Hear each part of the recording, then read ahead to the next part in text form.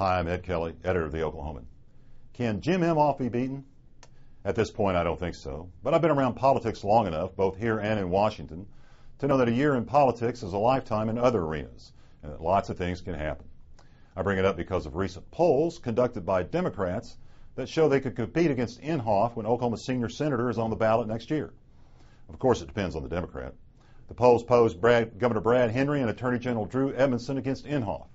In both cases, the two men could keep their day jobs and make a Senate run, so they have nothing to lose.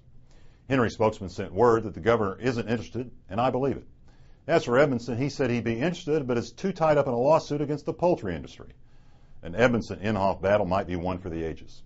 It pit one of the great family names in Oklahoma political history in Edmondson, whose dad was a congressman and uncle was a governor, against a scrappy incumbent in Inhofe who's carved out a successful congressional career over the past 2 decades. But that's for later.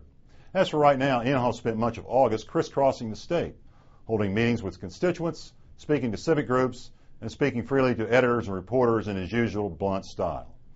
He's made headlines of late by promising to take on President Bush over a public works bill.